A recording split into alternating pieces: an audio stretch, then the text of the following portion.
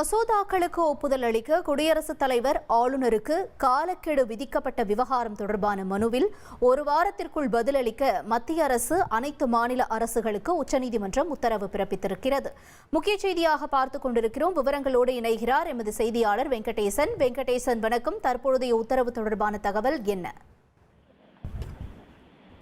மசோதாக்களுக்கு ஒப்புதல் அளிக்கும் விவகாரத்தில் கவர்னருக்கு உத்தரவிடக் கோரி தமிழ்நாடு அரசு தாக்கல் செய்த மனுவை விசாரித்த உச்சநீதிமன்றம் கடந்த ஏப்ரல் 8ஆம் தேதி அளித்த தீர்ப்பில் ஆளுநர்களுக்கு அனுப்பி வைக்கும் மசோதாக்கள் மீது குடியரசுத் தலைவர் 3 மாதங்களுக்குள் முடிவெடுக்க வேண்டும் என்றும், ஆளுநர்கள் அனுப்பி வைக்கும் மசோதாக்கள் மீது குடியரசுத் தலைவர் 3 மாதங்களுக்குள் முடிவெடுக்காத பட்சத்தில் அதை எதிர்த்து மாநில அரசுகள் உச்சநீதிமன்றத்தில் வழக்கு தாக்கல் செய்ய முடியும் என தீர்ப்பு வழங்கியது. இந்நிலையில் தான் இந்த உச்சநீதிமன்றத்தின் தீர்ப்பை தொடர்பாக ஆலோசனை கருத்தை பெறும் வகையில் குடியரசுத் தலைவர் 14 கேள்விகளை எழுப்பி ஒரு கடிதத்தை தலைமை நீதிபதிக்கு எழுதியிருந்தார். இந்த மனு தொடர்பான விசாரணை உச்சநீதிமன்ற தலைமை நீதிபதி பி.ஆர். கவை, நீதிபதிகள் சூரியகாந்த், விக்ரம்நாத், பி.எஸ். நரசிம்மா, அதுல் எஸ். சந்திரகர் ஆகியோர் அடங்கிய அமர்வு விசாரித்தது.